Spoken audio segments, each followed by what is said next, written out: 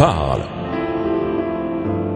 Chaque jour, Charles et Carole vous présentent la leçon de l'école du sabbat.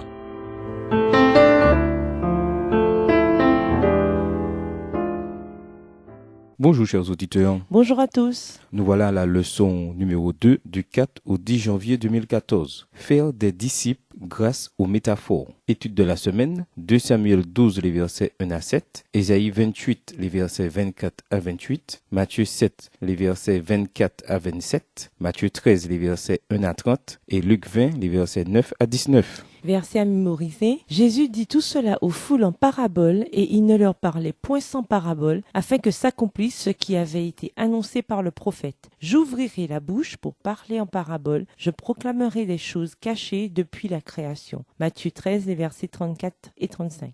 Le christianisme est une religion raisonnable et logique. Il est nécessaire de cultiver son intelligence. Cependant, l'intelligence seule n'exprime qu'insuffisamment la personnalité humaine. Contrairement aux robots programmés pour fonctionner selon la raison et la logique, l'être humain est capable d'aimer, de ressentir, d'avoir mal, de pleurer, de témoigner de la sollicitude, de rire et d'imaginer. C'est pourquoi Jésus présentait les vérités éternelles d'une manière qui ne s'adressait pas seulement à l'intelligence. Il utilisait des images concrètes tirées de la vie de tous les jours pour toucher les gens là où ils se trouvaient. Enfants et adultes parvenaient à comprendre des vérités profondes lorsqu'elles étaient présentées sous forme de paraboles exprimées à l'aide d'images et de métaphores. Ainsi, des concepts complexes comme la justification, la justice et la sanctification étaient facilement perçus grâce à l'art du maître conteur. En d'autres termes, des idées abstraites difficiles à saisir dans un langage ordinaire peuvent être enseignées par le biais de symboles et de métaphores. Et nous vous laissons avec cette réflexion. Jésus a enseigné au moyen de nombreuses métaphores pour nous aider à comprendre son royaume. La métaphore a, entre autres caractéristiques distinctives, la capacité de mettre en lumière une ancienne pensée, de faciliter la compréhension d'une nouvelle vérité en se référant à quelque chose de familier. En tant que disciples, apprenons à utiliser les métaphores et les paraboles pour attirer les âmes au Sauveur. C'est ainsi que nous serons, nous aussi, le sel de la terre. Au revoir et à demain si Dieu veut. Au revoir, chers auditeurs. À demain si Dieu veut.